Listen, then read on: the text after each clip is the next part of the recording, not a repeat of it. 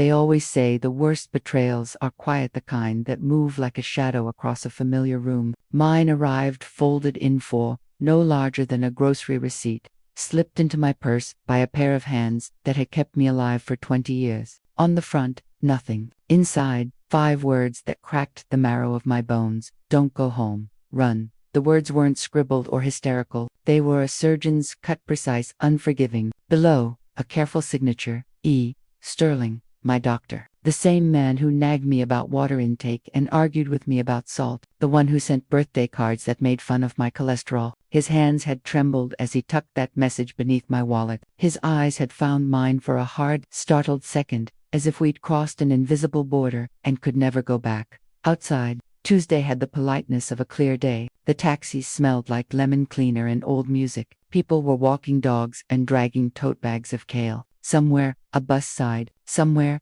a child laughed in a way that made me close my eyes. The world, oblivious, kept turning. I held the purse in my lap and pretended not to feel the note burning through the leather. I told myself not to be dramatic. I told myself I was 70 years old, not a schoolgirl clutching a love letter. But the truth thinned and metallic-coated my tongue. Something was wrong. Not blood pressure wrong, not labs wrong, home wrong, family-wrong. Family. That was the word that did the damage. When I finally said it to myself, I didn't read the note in the car. I kept my eyes on the city flowing by like a movie I'd once liked and could no longer stand. The driver hummed, drumming the steering wheel with the kind of optimism that belongs to people who still believe in rallies and summer sales. He asked if I wanted the radio louder. I said no. I wasn't sure I'd ever want anything louder than the sound already building inside my chest. When the taxi turned onto my street, my house looked like it always did, a careful rectangle of brick, respectable and unimaginative, with shutters that had weathered more winters than my knees. The walkway was swept, the hedges were trimmed. On the porch, the ceramic angel I'd never liked kept her hands politely folded, as if even she couldn't be bothered to pray for us any longer. They were in the living room, my son Benjamin, his wife, Eleanor, my granddaughter, Olivia. 3 silhouettes under the good lamp, their voices a hush that snapped itself shut the instant I opened the door. Like a guilty candle, like a secret that forgot to put on its shoes. Mom, Benjamin said with a smile that didn't quite reach his eyes. How was the appointment? Fine, I said too brightly. Perfect, in fact. Dr. Sterling says I have good years ahead. Olivia's mouth bent in a shape that could have been a smile in better lighting. Great, she said, her voice the temperature of glass. Plenty of time to enjoy yourself. Eleanor held a sheaf of papers and, with the lazy grace of a magician who has practiced in the mirror, slid them behind a cushion as if I hadn't seen. She'd always been elegant with small lies. I admired the form even as the knife edged between my ribs. After dinner, chicken, the cheerful kind, baked to a joyless brown, we took our separate rooms, separate screens, separate showers. I waited until the house settled into the skittish quiet of a place that knows it is being watched, then took the purse from the closet and sat on the edge of my bed like a stranger, waiting for an interview. I opened the note. Mrs. Caldwell, your family visited me yesterday. Eleanor asked if I would certify that you require special care. They intend to place you in a nursing facility. They also asked about your mental state, your inheritance, your assets. Don't go home. Run. Dr. Elliot Sterling. The paper blurred. I wasn't crying. I refused that tenderness. Instead, a different kind of moisture pricked my eyes, the way cold air does. A numb clarity was constructing itself, a scaffolding around a body that would soon begin to move. Memory raced to keep up. The hushed conversations, the sudden silences, the disappointment when I was declared perfectly healthy. Olivia's cool, plenty of time left. Eleanor's papers, the way Benjamin measured me lately, like a contractor evaluating a property line. I turned off the light. I didn't sleep. It wasn't fear. Fear is messy. This was something else, cleaner, sharper, the kind of wakefulness you get right before a storm arrives, when the sky goes green and even the birds slam on their brakes. At 2 a.m., voices rose under my floorboards, kitchen voices, coffee voices, the voices of people planning a trip or a wedding or a crime. I went to the door and pressed my ear to the keyhole, a gesture that felt indecent in a house I had paid for. The damn doctor wouldn't cooperate, Eleanor hissed. I told him, she leaves the gas on. I told him, she confuses names. He kept insisting she's perfectly fine. We'll find another doctor, Benjamin said. his voice thick with the certainty of a man who has always been forgiven. There's always another doctor. And I need that money now, Olivia cut in. That cutting teenage blade that belongs to girls who grew up watching elegant people get what they wanted. My scholarship deposit is due. I'm not waiting 5 years for Grandma to die. They kept talking. The house listened. My blood went perfectly still. They said the house was worth $500,000. They said my pension and savings would keep them comfortable until the end. They said I was a burden, a sweet smile over a heavy suitcase. They planned days. They planned phrases. They rolled my future between their fingers to see if it would stain. At worst, Eleanor said cheerfully, the way you talk about a stubborn stain on white pants, we can make her life impossible until she goes willingly. How? Olivia asked, almost academic. We take little things, Benjamin said. We hide her medication. We tell her she misplaced the mail. We tell her the stove was on. In a month, any doctor will write what we need. Plan B had found its proper name. That it wasn't the first time I had heard cruelty spoken out loud, but it was the first time it wore my son's voice like a comfortable sweater. A little laugh skittered up my throat and died. I stood in the dark and made a decision that felt like a click inside. My bones. If they were going to treat me like a story they could write, I would become the editor they did not expect at 5 a.m. The light in the hallway was the color of cold milk. I packed quietly, choosing the practical over the sentimental. Identification, pension documents, the small leather notebook my husband had bought me in Venice, the year my knees could still climb campaniles, and I could still believe things were simple. 3 changes of clothes, a sweater that made me feel expensive, flat shoes that could run, before I left. I turned my phone to record and walked the hallways like a ghost who knows how to open doors. I drifted near their rooms, collecting fragments, Eleanor's crisp whisper about copying my cards and spending a little at a time. Benjamin's plan to see a lawyer. Olivia's practiced indifference. Words gathered. Words would later become armor. On the kitchen table.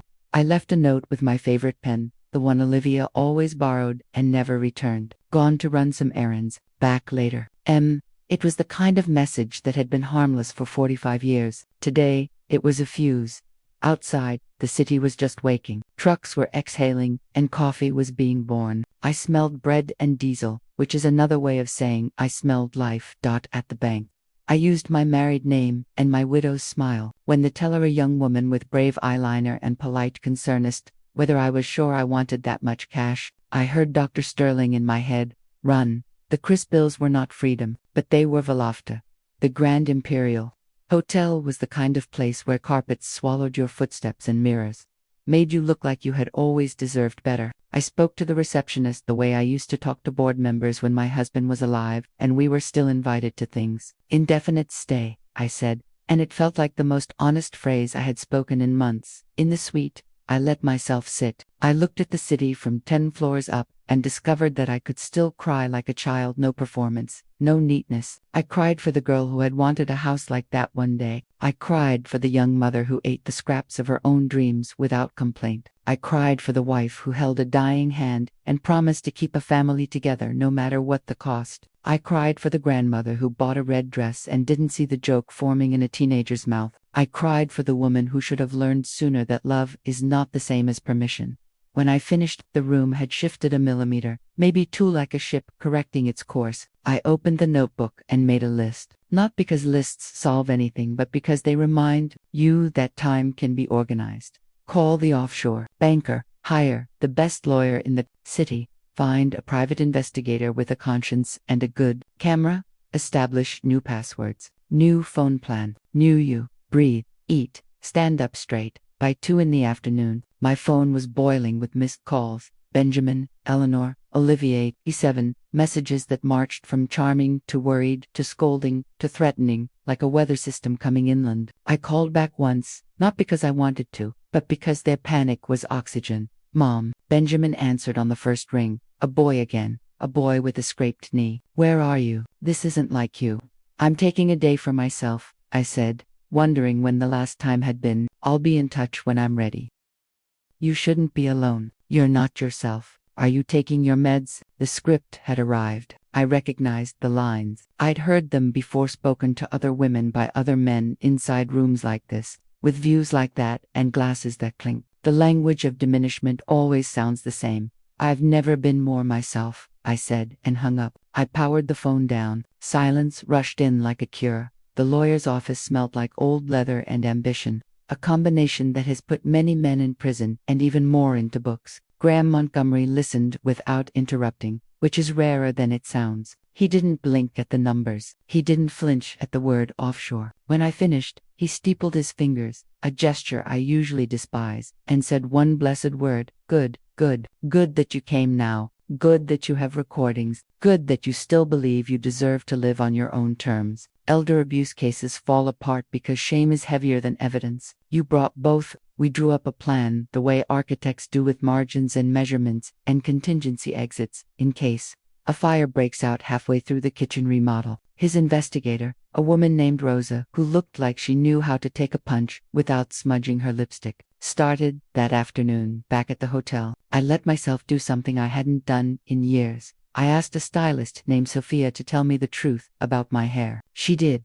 We fixed it. She layered time and light and mercy into it until the mirror gave back a woman I had met once long ago and thought had died of politeness. That evening, I put on the black dress that said no in 100 silent ways and went downstairs for dinner. The waiter asked if I was celebrating anything. I said yes. He asked what. I said survival. My phone, on again, crawled across the table with new messages. Mom, come home. We're worried. You're not well. This is unsafe. We'll have to get help. Such generous words, the kind that sound like care but taste like chloroform. I let them sit there and go stale. I cut my steak into rational squares, and for each bite I told myself one truth I had been avoiding for years. You let them decide your moods. You apologized for your existence in your own house. You turned yourself into a service. You called that kindness. After dessert, I went upstairs and called Rosa to hear what the day had yielded. Her voice came through crisp as a photograph snapped in good light. Your daughter-in-law has 5 credit cards in your name, 43,000 in charges, a Florida trip, jewelry appraisals, classifieds for your antiques. I closed my eyes and saw Eleanor tracing her finger along my mother's oak hope chest, the way greed consecrates history. Your son, Rosa continued gently, lost his job 8 months ago. He has debts. He's been contacting Dr. Street so far, trying to find one who will certify cognitive decline. He told one he's worried you'll wander. He told another, you forgot the names of your grandchildren. And Olivia, the word almost didn't make it out of my mouth. Teenage storms, Rosa said, neither cruel nor kind, and one older man who sees rain as entertainment. She's cornered. People do ugly things when they think ugliness will save them. When I hung up, the city lights looked like puzzle pieces that had finally agreed where to sit. I drew the curtains. I took off the dress that reminded me of my backbone. I folded the day, placed it on the chair, and sat with my notebook, adding a new item to the list. Stop asking for the version of love that requires you to disappear. The night was a clean sheet. For the first time in weeks, sleep came quickly, efficient, unadorned, like a train that arrives on time and doesn't apologize for the weather. In the morning, the world had opinions. News anchors loved a story with a villain you could live next door to. Comment sections drafted themselves. Strangers discovered their capacity for outrage and tenderness in the same breath. I wasn't ready for any of that yet, but I was ready for the part of the plan that would do 2 things at once: protect my assets and expose the story my family had been writing without me. We called it Phase 1 because names give courage. Shape. It started small. A new safe deposit box, a change of beneficiaries, a quiet conversation with a bank manager who liked rules more than she liked people, which made her the perfect ally. Then a call to a real estate office. Polite, curious, a woman of a certain age, looking for a house with good light, good bones, and a security system that wouldn't stop talking, while Graham arranged notices and Rosa arranged lenses. I arranged my face and walked into the old city with it. The sidewalks glowed with rain that hadn't fallen. Windows made promises they couldn't keep. I bought a fountain pen that felt right in my hand and a pair of shoes that did not apologize for their price. In the mirror, a new woman rehearsed the lines she would need for the next rooms. She looked like me. Then again, she didn't. She looked like someone who had learned a finale, that mercy without a boundary is an invitation to be erased. I capped the pen. I smoothed the dress. I picked up the phone and dialed the real estate agent. Yes, I said, smiling into the receiver. I'm ready to see the properties we discussed. Today, if possible. I have a feeling time is of the essence. Time, after all, is the only asset you cannot replace. The only one that, when you spend it with precision, pays you back with a life. The thing about reinvention is that it doesn't happen in a salon or in the mirror. It happens in the silence after you decide. By the time I stepped into Richardson and Associates Real Estate, I had already become the woman who could afford to be there. The receptionist glanced up, assessed the black dress, the steady gaze, the absence of apology, and waved a man in a dove-gray suit from his glass office. "Mrs. Caldwell," he said, extending a hand that smelled faintly of cedar. "I'm Rick." His handshake was a study in practiced welcome. I returned it with the cordiality of someone who has learned that warmth has to be tempered like steel. "We're looking at 3 properties," I asked. He smiled. "If you're open to a 4th one, just came back on the market-gated North Light, a kitchen that makes promises." "Promises are dangerous," I said lightly, "but I'll allow a tour." We drove in separate cars because that's what women my age do.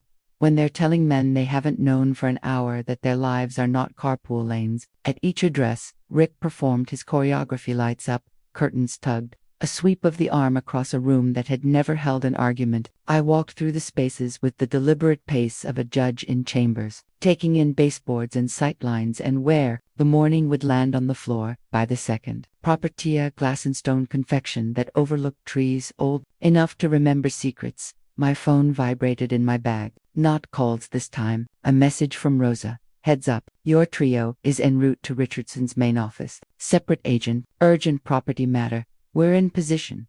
"Everything all right?" Rick asked, noticing the flicker that must have crossed my face. "Better than all right," I said. "Time just arrived early." He looked puzzled. I smiled and stepped onto the balcony. The city breathed below. From up there, every street looked the same length. That's the trick of elevation. It lies to you about the distance between past and future. We cut the tour early. "I want to revisit the first property," I told him, which was true enough. "But let's stop by your office first. I want to see a few disclosures." He nodded, pleased by my fluency in due diligence. Of course, the lobby was all glass and quiet money, the kind of place that makes you lower your voice without knowing why. Near the reception desk, 3 people stood with their backs to me, dressed for persuasion. I recognized the slope of Benjamin's shoulders, the way he held anxiety like it was a briefcase he couldn't set down. Eleanor, erect and polished. Olivia, looking like she'd rehearsed a smile and forgot where to put it. I could have turned around. I could have left satisfaction to those who like it in the form of court transcripts and invoices. But some scenes need an audience. "Excuse me," I said to Rick, my voice just loud enough to float into the quiet. "I think some acquaintances beat us here." They turned as one. In a better story, there would have been remorse in their faces. In mine, there was only calculation interrupted. Benjamin went white around the mouth. Eleanor's poise hiccuped, then resumed with a tremor. Olivia's eyes flickered between door and floor. "Mom," Benjamin managed. "What are you doing here?" "Buying," I said simply. "And you?" Eleanor lifted her chin. "We're handling a family property matter." "Selling, then," I said, "on my behalf." The agent with them, a young man with a tie that outpaced his confidence, cleared his throat. "If there's a legal dispute over the property," "There isn't," I said. "There's a legal plan to commit fraud. That's different." Benjamin took a step toward me, palm out, the universal sign for calm down so I can win. "Mom, let's not do this here." "This is exactly where to do this," I said. I opened my bag and withdrew a folder that felt heavier than the paper inside. "This is a notarized statement from my attorney, Graham Montgomery, attesting that no one let me repeat. No one holds power of attorney for me. There is no guardianship, no emergency order, no conservatorship, temporary or otherwise. Any representation to the contrary is actionable." I placed the folder on the counter where transactions are baptized. Eleanor laughed, a brittle little sound that broke on its own echo. "She's confused," she told the room, appealing to that ancient and reliable jury, strangers. "Then it's good I recorded," I said, and pressed play.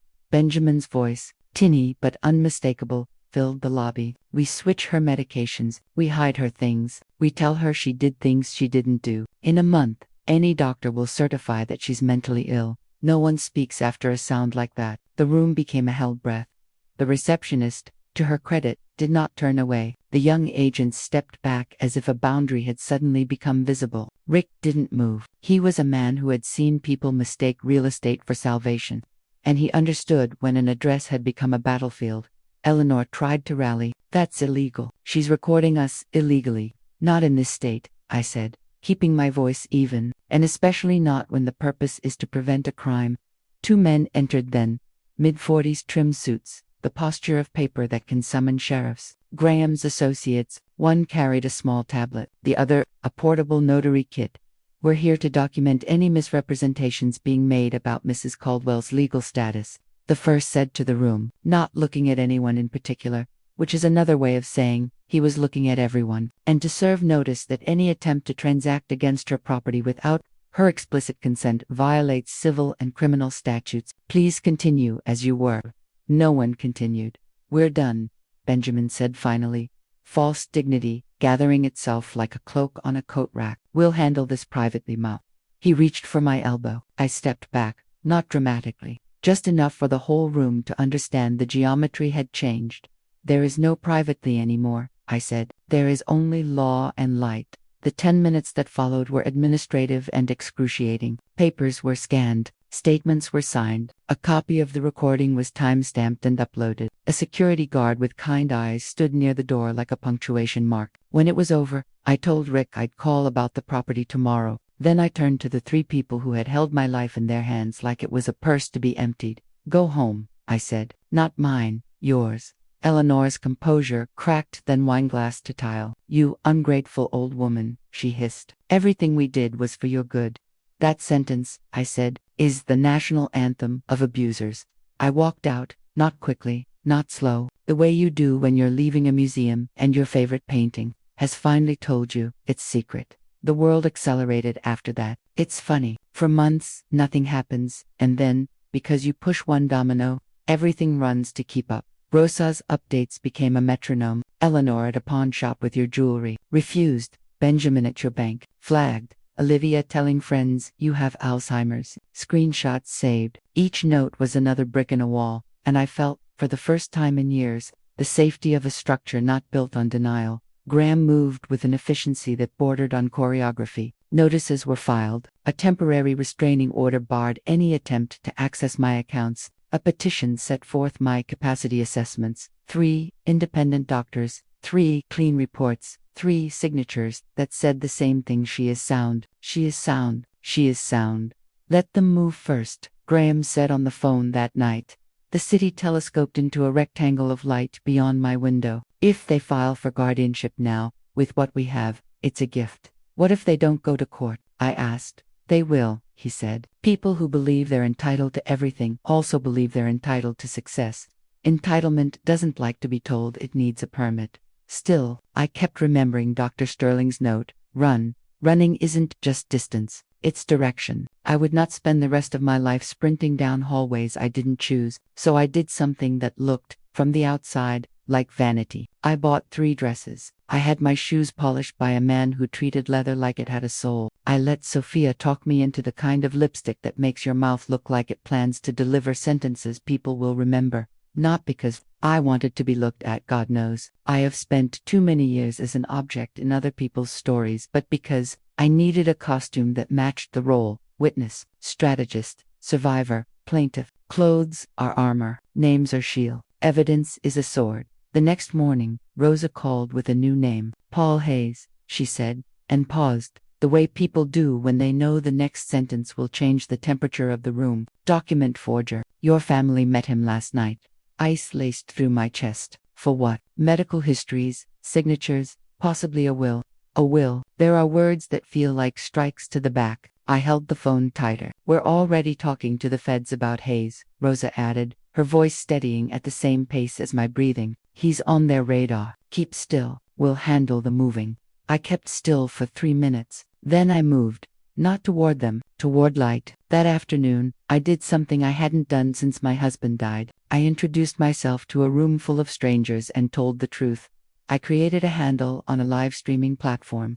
My granddaughter once mocked me for not understanding. A grandma tells the truth about her family. I titled it, and even as I typed, I knew the title was small compared to the story.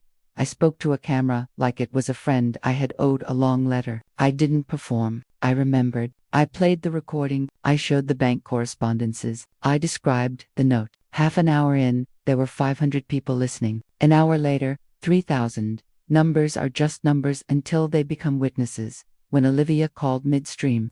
Her voice was salt water and fear. "Grandma, please stop," she whispered. And I thought of every time she'd asked me for permission to tell the truth, and discovered that we, as a family, had trained her not to. "I'll stop when the truth is larger than the lie," I said, not unkindly, not before. Benjamin called next, furious, blustering anger, the last weapon of men who have run out of charm. When I told him about Paul Hayes and the FBI, there was a silence so heavy even the comments paused to listen to it. "How do you know that?" he asked finally, the boy in him suddenly visible, unpracticed at consequences. "Because the world is bigger than the kitchen," I said, and ended the call. The chat exploded with words like hero and queen, and my grandmother went through this too. I did not feel like a hero. I felt like a woman who had finally opened a window. The stream went viral overnight. The next morning, a message arrived from Graham before the sun had decided what kind of day to be. "FBI picked up Hayes. He's talking." He confirmed the $50,000 cash advance from Benjamin. He confirmed the ask, fake psych evaluations, forged will. "We're meeting at 11. There is a kind of relief that doesn't feel like joy. It feels like structure beams you can walk on, a floor that will not give way." At 11, we sat in Graham's conference room.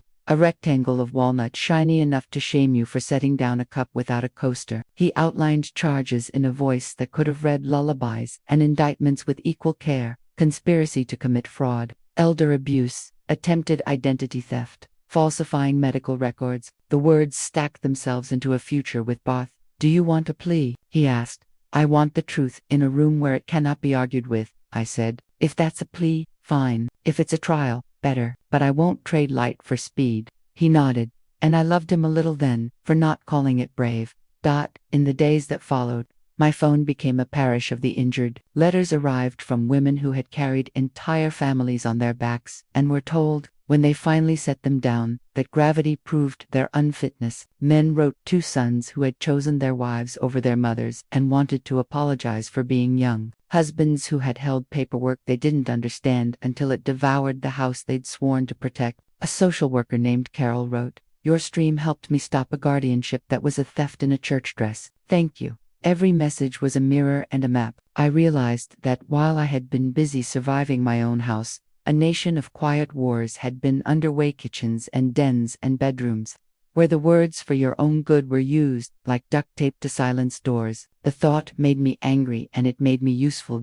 With Graham's cautious blessing, I announced the first meeting of what I refused to call a support group, a classroom. I wrote, "Bring your documents, learn the words, learn the laws, learn the shape of your own signature again." In the second row that first night was Olivia. She waited until the others left to approach me. No eyeliner, no armor, just the face of a girl who was old in the wrong places. "Grandma," she said, "please, I need to talk." "Here," I said, "at that table, with that phone on record." She nodded, sat, put her hands flat like a student ready to take notes she will not forget. She told me about the debts that had swallowed her father whole and spit out a man who measured love in loans. She told me about her mother counting jewelers' business cards like rosary beads. She told me about the baby she was carrying and the older man who had promised windows and delivered a closet. "I didn't know it would go this far," she said finally, voice grainy, as if the truth had to scratch its way out. "I thought it was a petition. I thought it was paperwork. When I heard Dad say the thing about your meds, I heard it, and I tried not to hear it. There is a mercy you cannot refuse when it stands in front of you with your cheekbones and your blood." I didn't fold her into my arms. Sentiment is not the same as safety, but I placed a hand on the table between us, halfway across the distance.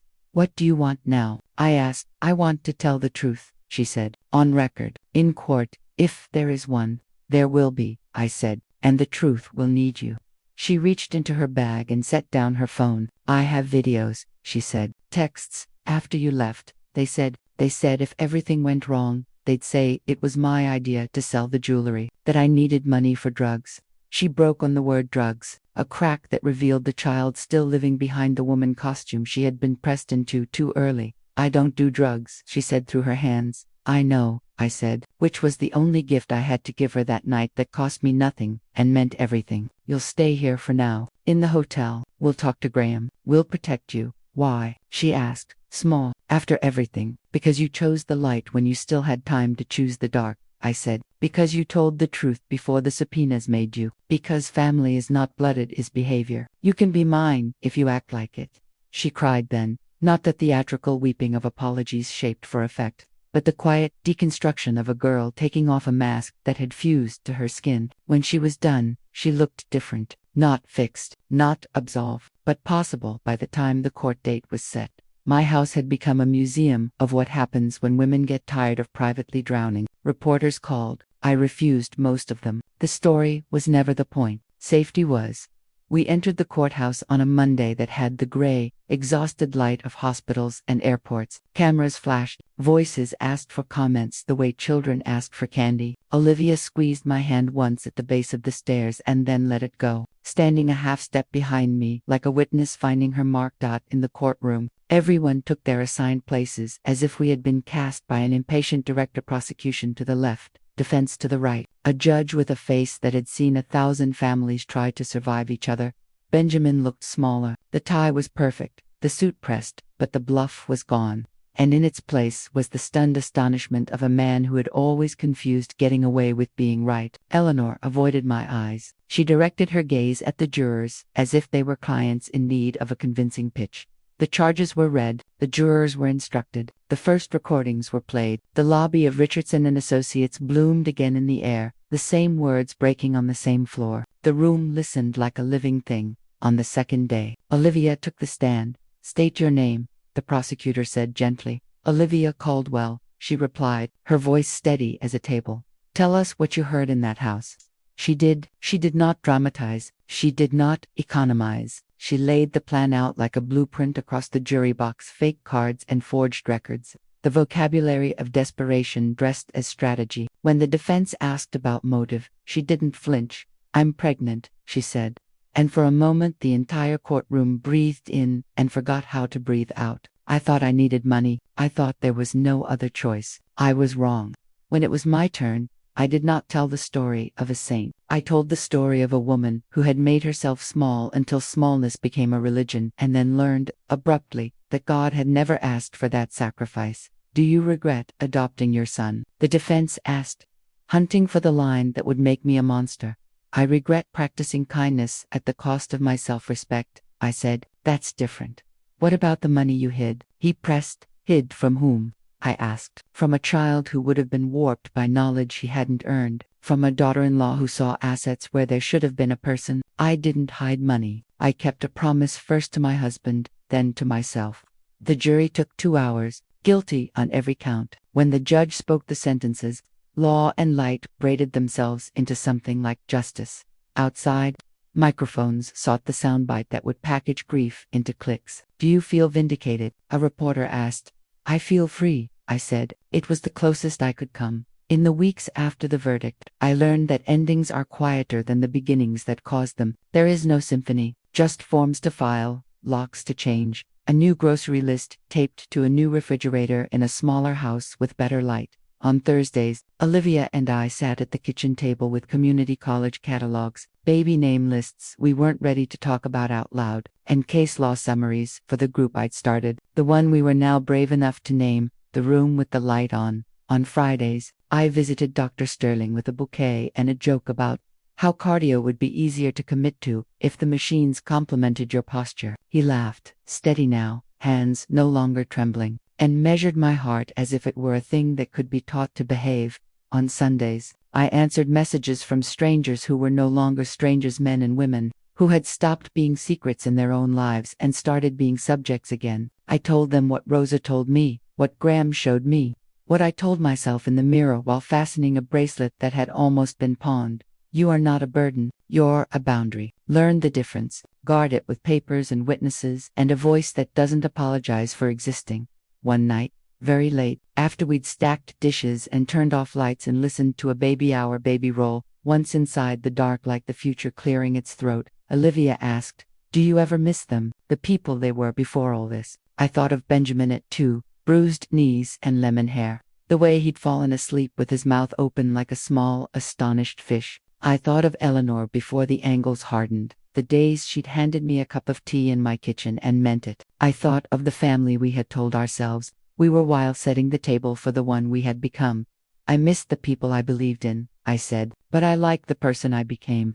The house breathed. Somewhere, a neighbor's dog rearranged its dreams. I looked at my granddaughter, my ally, my student, my daughter of the heart hand, decided that if survival has a sound, it is a thin, unwavering note that holds steady while the orchestra remembers how to find its tune. I turned off the last lamp. The room stayed bright. Morning, in a courthouse, smells of coffee, paper, and the nervous oil of human skin. That Monday, when I stepped through the glass doors of the District Court of Hamilton County, I felt all of it settle around me like fog. Reporters had already gathered by the steps, microphones angled like bayonets, their breath making clouds in the cool air. They called my name, Mrs. Caldwell. Mrs. Caldwell, is it true your own son tried to have you committed? And for the first time in my life, I didn't flinch at the sound of my name being shouted. I'd spent 70 years learning to speak softly. Today, I would unlearn that. The hallway of faces inside, the corridors hummed. Lawyers in navy suits carried their clients' fears in file folders. Court officers nodded to me, some curious, others sympathetic. I could feel eyes on me, an old woman walking with a straight back, pearl earrings, and a calmness that made people whisper. The calm before judgment. Olivia walked beside me, holding her notebook against her belly. She had moved into my hotel suite weeks ago, and our silent breakfasts had slowly turned into conversations about hope, small, shaky, fragile things that bloom after storms. Are you ready, Grandma? She asked. I've been ready for 45 years, I said. When we entered the courtroom, the first person I saw was Benjamin, my son, the boy I had taught to tie his shoelaces, the man I'd buried my dreams for. Now, he sat at the defense table, flanked by lawyers in expensive suits that couldn't hide the ruin behind his eyes. Eleanor sat beside him, face powdered to a mask, and I noticed to my surprise, her hand trembling. She was afraid. Good. The prosecution's story. The courtroom filled quickly. Cameras were forbidden, but the energy of public spectacle still pulsed through the air. Judge Marilyn Crowe took her seat, a woman with sharp cheekbones and an expression carved from stone. She had seen every kind of broken family, but this case, she would later admit, felt biblical. The prosecutor, Alan Porter, rose first, a clean, articulate man with a voice that carried like judgment. Your Honor, ladies and gentlemen of the jury, he began, this case isn't about money, it's about power. The defendants, Benjamin and Eleanor Caldwell, conspired to destroy the mental and emotional stability of a 70-year-old woman for financial gain. They planned to forge documents, manipulate doctors, and fabricate a will, all to take control of the victim's life and assets. They wanted to make her insane on paper, if not in truth. But Mrs. Caldwell didn't go insane. She woke up. His words hung in the air like thunder that hadn't yet broken. He played the audio recordings next. The sound of Benjamin's voice filled the courtroom, cold and matter-of-fact. We switch her medications. We hide her things. We tell her she did things she didn't do. In a month, any doctor will certify that she's mentally ill. Murmurs rippled through the spectators. The judge rapped her gavel once, but even she couldn't hide the disgust in her eyes. I watched Benjamin's jaw tighten as he listened to himself, to the echo of his own betrayal. Eleanor's hand found his, under the table. They looked like people waiting for a flood that had already reached their necks. The defenses lie when it was the defense's turn. Their lawyer, Martin Rowe, a silver-haired man with the confidence of an expensive clock, stood up and smiled toward the jury. Ladies and gentlemen, you've just heard the voice of a son, not a criminal. A worried son, a desperate family trying to help an elderly woman suffering from early cognitive decline. Mrs. Caldwell's paranoia led her to misinterpret everything around her. She mistook love for conspiracy, concern for control. The recordings you heard, taken out of context, the money she claims was stolen, spent on her care. This is not fraud. This is family tragedy. He turned to me with the kind of pity that makes your skin crawl. Mrs. Caldwell, he said, is a lonely woman, and loneliness can distort reality. I wanted to laugh, but I didn't. I had learned that silence can sometimes be the loudest response. Olivia's testimony on the second day. Olivia took the stand. She wore a navy dress and no makeup, her hands steady as she took the oath. For the first time since this all began, she didn't look like a frightened girl. She looked like a witness. Miss Caldwell, the prosecutor began gently. Can you tell the court, in your own words, what you heard your parents planning? Olivia took a breath. Her eyes flicked toward Benjamin and Eleanor, her parents, and then to me. When she spoke, Her voice was soft, but each word was a stone. I heard them say they would find a doctor to declare Grandma incompetent. I heard my dad talk about switching her medicine. I heard my mom say she'd start selling Grandma's things so she wouldn't notice. They wanted her gone. Not dead, exactly. Just ... erased. Gasps rippled through the room. The prosecutor nodded solemnly. And did you believe them? At first I didn't. I thought they were angry. But then Mom brought home papers from a lawyer forms about guardianship. She said Grandma wouldn't notice anything once the pills took effect. And what did you do then? I didn't do anything, she whispered. Not until Grandma disappeared. Her voice broke, but she didn't stop. I found out later that my parents were planning to blame me if anything went wrong. They said they'd tell the police I'd sold Grandma's jewelry for drugs. I don't even use drugs. She wiped her eyes and looked at me. I'm sorry, Grandma. I should have told you sooner. The courtroom fell silent. Even the judge's expression softened. When the defense tried to cross-examine her, Olivia didn't falter. Yes, I'm pregnant, she admitted calmly when asked. Yes, I need help, but not from people who destroy their own family to get what they want. It wasn't just a statement. It was a legacy. My turn on the standby. The third day, it was my turn. I stood, adjusted my glasses, and made my slow way to the witness box. Every step felt like a chapter closing. The prosecutor started gently. Mrs. Caldwell, can you tell the court what it felt like to discover what your family was planning? Like drowning, I said, only slower.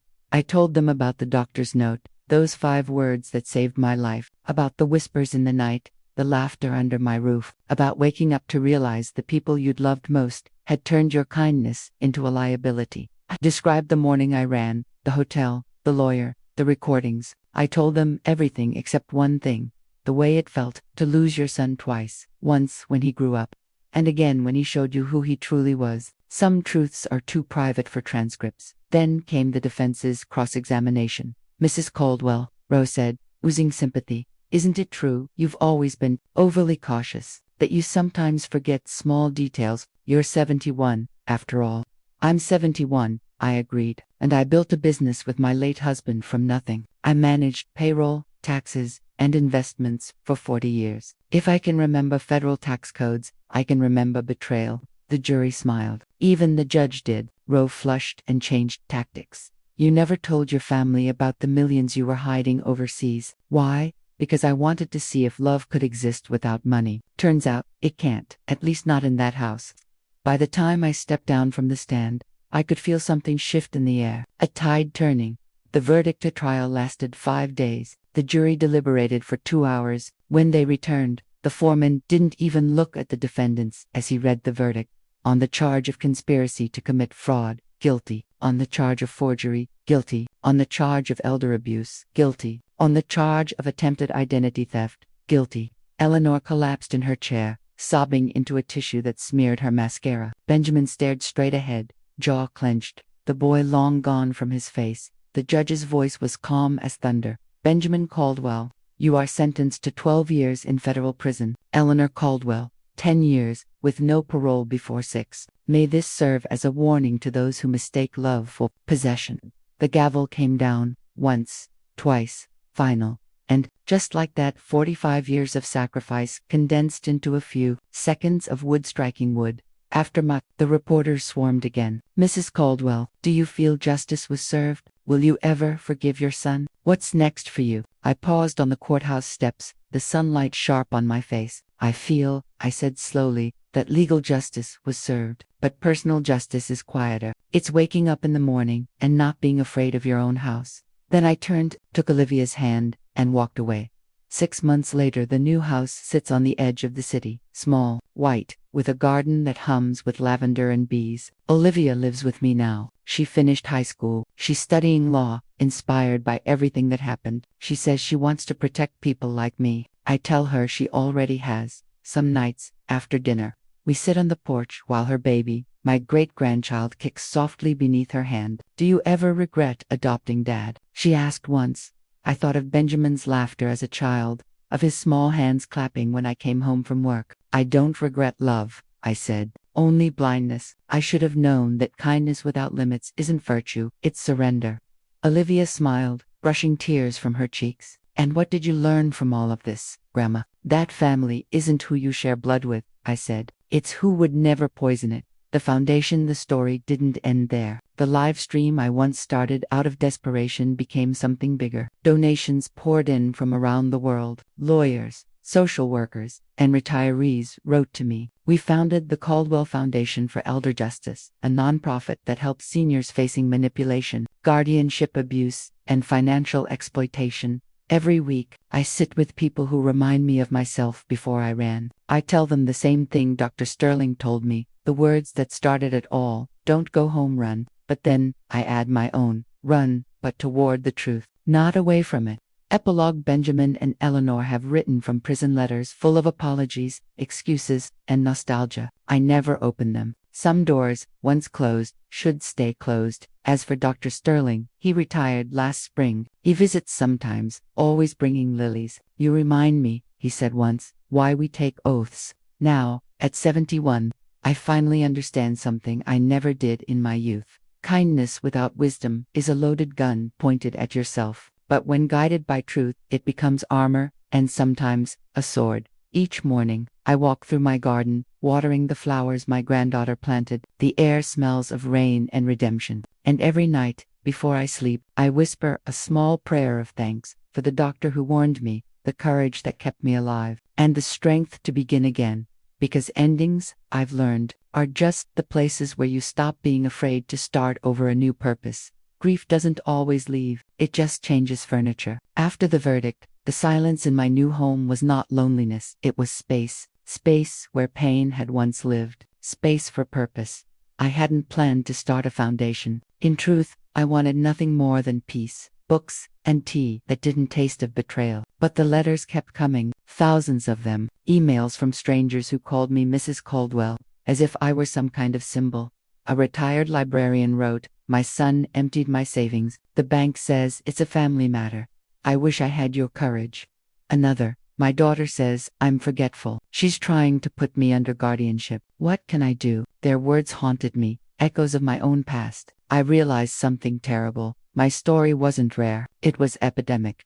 So, with Graham's help, I filed the paperwork for the Caldwell Foundation for Elder Justice. Our mission was simple: to fight financial exploitation and forced guardianship abuse. But what it truly became was a beacon for every silenced voice that had ever been told, "It's just family business." The birth of a movement. Our first meeting took place in the community hall of St. Agnes Church. I expected a handful of attendees, maybe a few curious locals. Instead, nearly 50 people showed up, men and women with trembling hands clutching documents, faces lined with disbelief. They came from every walk of life: teachers, nurses, veterans, widows, retirees. Every story had the same skeleton: trust betrayed, signatures forged, dignity stolen. When it was my turn to speak, I didn't prepare a speech. I just told the truth. I believed love meant never questioning the people closest to me. I began, "But love without boundaries is permission to be erased. If you take anything from my story, let it be this: silence is the soil in which abuse grows." The room went still. Some cried quietly, others nodded. For the first time since my husband's death, I felt alive, not as a victim, but as an instrument of change. That night, after everyone left, I sat alone under the flickering fluorescent light and realized I was building something my son could never destroy. Olivia's redemption. Olivia blossomed in those months. She completed high school early, finished therapy, and enrolled in a paralegal program. She attended every foundation meeting, often staying late to help organize files. The baby little Clara Rose was born in spring, with a shock of black hair and lungs that could command the heavens. Watching Olivia with her child was both painful and healing. She had inherited the best and worst of us: my stubbornness, Benjamin's intensity, Eleanor's sharp intelligence. But where their ambition had curdled into greed, hers turned into empathy. One evening, while I was typing donor thank you notes, she asked, "Grandma, do you ever miss being needed?" I smiled sadly. "Oh, I'm still needed, just by different people now, people who actually want to heal." She nodded thoughtfully. "I want to help them too. Maybe, one day, become a lawyer like Dr. Montgomery." I laughed. "He'll be terrified when his best intern turns out to be my granddaughter." The return of the doctor. One morning, I received a handwritten letter from Dr. Elliot Sterling, the man who had started it all with 5 words: "Dear Martha, I've retired from practice. My hands aren't as steady as they once were, but my conscience is. Your story reminded me why medicine matters, not for curing the body, but for protecting the soul. If you'll allow it, I'd like to volunteer at your foundation, not as a doctor, just as a man who believes in second chances. Eliati cried, reading it, not because of nostalgia, but because redemption rarely circles back so neatly. He joined us a month later, quietly cataloging cases and training volunteers to recognize medical coercion, false dementia reports, drug misuse, fabricated psych evaluations. We became friends to survivors of different battles, bound by a note that changed both our lives. Ghosts from the past. The first year of the foundation was a storm of success. We were featured on morning shows, partnered with state advocacy groups, and helped pass a bill requiring 2 independent evaluations before anyone could be declared mentally incompetent. But then came the letter, a thick envelope, no return address, inside, a single sheet of paper. You can't rewrite history, Martha. You only delayed it. No signature, just the initials, B.C. Benjamin Caldwell.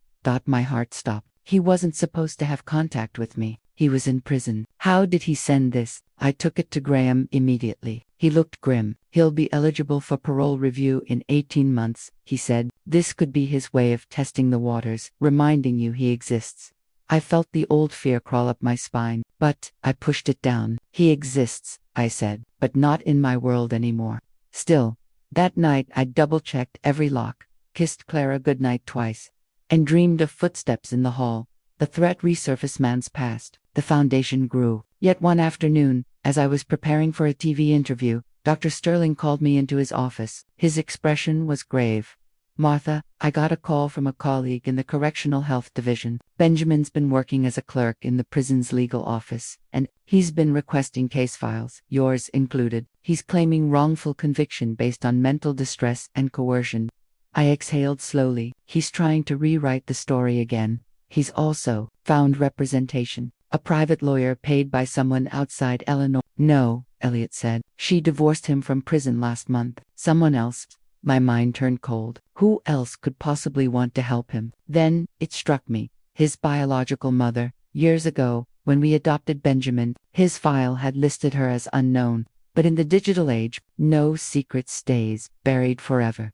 The woman who should have been 2 months later. She arrived at my doorstep, a thin, sharp-featured woman with tired eyes and a tremor in her hands. My name is Patricia Reynolds, she said softly. I'm Benjamin's birth mother. I stood frozen. I thought you were dead. I was, to him. I was 16 when I gave birth. They took him from me. I found him years later through public records. I wanted to reach out, but he said he already had a mother. Her voice cracked. Now he's in prison, and he blames me for everything. He says you poisoned him against me, that you kept him small so you could control him. I stared at her. Control him. Patricia, I gave him my life, my marriage, my savings, my health. The only thing I didn't give him was my sanity, and he tried to take that too. Tears streamed down her face. He's sick, Mrs. Caldwell, not evil. He has something broken inside, and he says he won't rest until you forgive him publicly. I felt my throat tighten. Forgive, that word again. The one people always use when they want closure without consequences. Tell your son, I said quietly, that forgiveness is not amnesia. It's choosing to live without needing revenge. And I already have. She nodded, defeated. Then I suppose this was goodbye. Yes, I said. Goodbye for both of us. When she left, the air felt lighter. Some ghosts need to be acknowledged once, and then buried properly. The whisper of change the next year brought triumphs I never imagined. The Elder Protection Act of 2030 passed in 3 states, largely inspired by the Caldwell Foundation's advocacy. Our hotline prevented over 2,000 fraudulent guardianships in its first year alone. Olivia began appearing on local TV segments, speaking about intergenerational accountability. Watching her, poised and fearless, I realized something. She was becoming the kind of woman I'd once hoped I could be before life hardened me. But even as hope grew, I couldn't shake a single question. What happens when the abusers are released? Because monsters don't disappear. They adapt, and somewhere behind those prison walls, I knew my son, the boy I once rocked to sleep, was planning his next move. The storm returns. It was autumn when it happened. The foundation was hosting its first national conference in Chicago. I was set to deliver the keynote speech, How Betrayal Became My Teacher. As I stepped onto the stage, the lights blinded me, and that's when I saw him. In the back row, sitting perfectly still, was Benjamin. Older, thinner, but those eyes, blue-gray like winter steel, hadn't changed. My breath caught. For a moment, the auditorium, the cameras, the applause, all vanished. Just me and my son, predator and prey, but I no longer knew who was which. Security rushed in. Mrs. Caldwell, are you all right? Yes, I said, gripping the podium. I'm fine. Let him stay, the audience murmured. I raised a hand for silence. I'd like to dedicate this speech, I said, voice steady, to the people who taught me the price of blind love. Some of them are here today. Benjamin's face tightened. His jaw worked, but he stayed seated. I continued my speech, every word a blade, not of anger, but of truth. When it was over, he was gone. That night, I returned to my hotel room and found a note under the door. You may have won in court, Mother, but you'll never escape your family. No signature, just the faint scent of prison soap. The calm after dear. Sterling, now more frail, insisted we call the police. They found no trace of him in the hotel or city cameras. He had vanished again, into whatever dark corridors guilt builds for itself.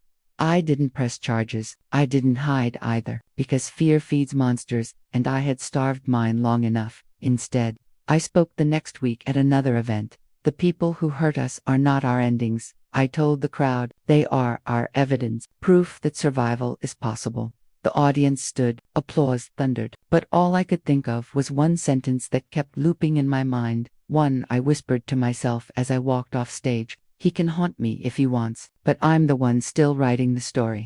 The letter from the state here after the conference. A white envelope arrived, stamped Department of Corrections. I already knew what it meant before I opened it. Benjamin Caldwell, inmate, #43217, was being considered for parole. 12 years reduced to 4 for exemplary behavior and participation in rehabilitation programs. My pulse didn't race. It slowed, like a tide pulling back before a storm. Inside was a form inviting me, as the victim, to provide a written statement. Graham, ever cautious, called within the hour. You can stay silent, Martha. That's your right. No, I said. I've stayed silent for most of my life. I'll speak. That night, I sat at my desk, the same oak desk my husband once used for invoices, and began to write. To the parole board. Benjamin Caldwell is not a monster. He is something sadder, a man who believes affection is a transaction. He learned that greed is a language and tried to teach it to me, but I refused to speak it. If you release him, I ask only that you make him look at the women he tried to erase, his mother, his wife, his daughter, and see what survival looks like. We are his sentence, not your cell doors. I don't need him punished. I need him irrelevant. I signed it, sealed it, and slept better than I had in months. The hearing. The day of the hearing, I appeared by video. Olivia insisted on sitting beside me, Clara coloring quietly in the background. When Benjamin's image appeared on the monitor, I was struck by the smallness of him. Prison had drained the charisma, leaving behind something pale and restless. The chair of the board asked if he had anything to say. I've changed, he began. I've been sober for 2 years. I've completed counseling. I was angry, but I'm not anymore. I just want a chance to rebuild my life. Then he looked directly into the camera, at me. Mom, I'm sorry. The word mom landed like an old key in a lock that no longer fit. When it was my turn, I didn't raise my voice. I didn't cry. Forgiveness, I said, is not proof of reform. If Benjamin Caldwell is a new man, he can prove it out there by leaving the past intact. He does not need my door to open to find freedom. The board deliberated 20 minutes, parole granted, with restrictions, no contact, mandatory therapy, electronic monitoring. He would walk out of prison in 6 weeks. The weeks crawled. Every sound in the house sharpened. Mail in the slot, phone rings, footsteps on the gravel. Dr. Sterling visited often, reminding me that vigilance wasn't fear, it was self-respect with armor. Olivia, now interning at a legal aid clinic, monitored the court filings. She said, if he violates even once, we'll know. I nodded, but part of me knew the greater danger wasn't the law. It was the conversation he still believed we hadn't finished. The visit came on a Sunday afternoon. I was pruning roses when a car pulled into the driveway, an unfamiliar silver sedan. The driver stepped out slowly. Benjamin.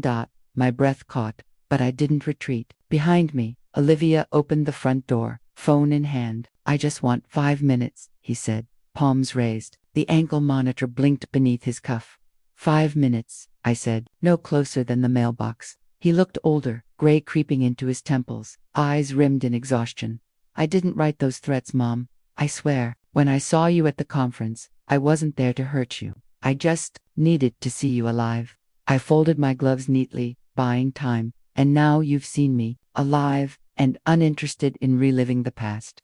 You built a whole foundation out of what I did, he snapped. Everyone sees me as a villain. Don't you think I've suffered enough? No, I said, because suffering without understanding is just inconvenience. He flinched. For a heartbeat, I saw the boy again, the one who used to hide behind my legs when thunder rolled. What do you want from me, Mom? Nothing, I said simply. That's the point. Olivia stepped forward then, calm and composed. Dad, you need to leave. You're already violating the order. He looked between us, 2 generations of women he could no longer command, and something in his face collapsed. Without another word, he got in the car and drove away. The police found him an hour later, sitting in a parking lot. They didn't arrest him, just logged the violation. But that was the last time I saw him. The release of fear after that day. I felt something new, not victory, not vengeance, just quiet. Fear had been a tenant in my mind for too long. Eviction was overdue. I began journaling again, not about Benjamin, but about the survivors who came through our doors every week. Their stories were my legacy now. The widow who recovered her house, the veteran who won guardianship back from a corrupt nephew, the teacher who found courage to testify. Each victory was a thread mending the fabric. Benjamin had tried to tear Dr. Sterling's goodbye that winter. Dr. Sterling fell ill, lung cancer, a slow, dignified thief. He insisted on working until he couldn't climb the foundation stairs. One evening, I sat beside him in the hospice garden. Snow drifted, thin as ash. You saved my life, Elliot, I told him. 5 words on a note. He smiled faintly. You saved mine. I'd forgotten that one act can matter. Do you regret writing it? Not for a second. But I do wish I'd written one more line. Was that? Run, but not forever. He died 3 nights later. We buried him under an old oak on hospital grounds. I placed lilies on his grave, the same kind he used to bring me every spring. Olivia's triumphe, year later. Olivia graduated top of her class. Her speech opened with, "My family taught me law in the hardest way possible. Justice isn't about punishment, it's about restoration." I sat in the front row, Clara in my lap, the applause rising around us like wind. The child clapped too, not understanding the ceremony, only the joy. Afterward, Olivia hugged me and whispered, "We made it, Grandma." Yes, I said, but remember, survival isn't the end, it's the invitation to build something better. The final letter, on the anniversary of the foundation, I received one last envelope, no return address. Again, inside, a single page. I'm leaving the country, Mom. You won't hear from me again. Thank you for proving that I couldn't break you. Maybe that's what I needed to learn. Benny read it once. Then I set it on fire in the fireplace. The ashes curled like punctuation marks, a full stop made of smoke. The meaning of peace now at 75. My mornings begin with the sound of Clara's laughter and the smell of coffee. Olivia makes too strong. The garden is taller, wilder. So am I. Sometimes people call me a hero. I'm not. I'm just a woman who refused to stay silent. I've learned that justice is not a courtroom verdict.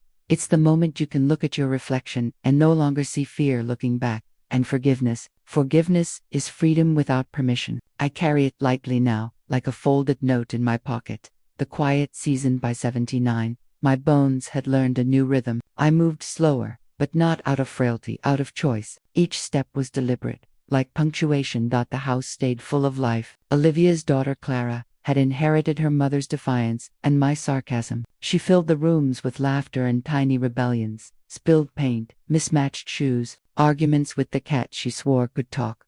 I had expected my later years to be small, but the world kept insisting I mattered. The foundation had outgrown its rented office. We now occupied a 5-story glass building downtown. The lobby wall bore a single inscription in brushed steel. You are not a burden. You are a boundary. MC. People took pictures beside it. I found that funny. I'd written the line on a napkin between bites of lemon pie. The expansion when the Elder Protection Act became federal law.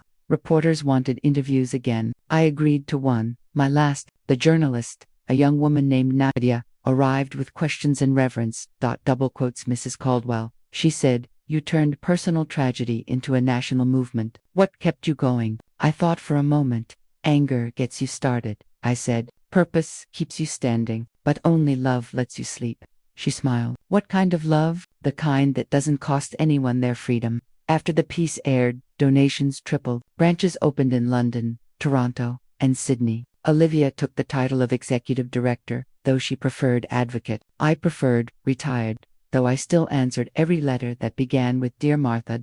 The archive Graham visited one afternoon with boxers of case files. "You're a part of legal history now," he said. "The university wants your papers." I laughed. Imagine, me, a syllabus. Together we spent weeks sorting decades of documents. The note from Dr. Sterling, my parole board statement, even the burned-edge copy of Benjamin's last letter that I'd half rescued from the fireplace. When we finished, he closed the final box and said, "This is legacy." "No," I corrected gently. "This is evidence." Legacy is what happens when evidence inspires someone else to act. The return to Venice the year I turned 80, Olivia insisted I take a real vacation. "You deserve beauty without context," she said, so we went to Venice, where my husband and I had once bought the leather notebook that still sits by my bed. The city hadn't changed, it was still drowning elegantly, still shimmering like a secret. We walked along canals at dusk. Clara fed pigeons and declared herself queen of the bridges. In a small antique shop, I found a frame just large enough for a scrap of paper. I bought it, knowing exactly what would go inside once I returned home. "Don't go home. Run."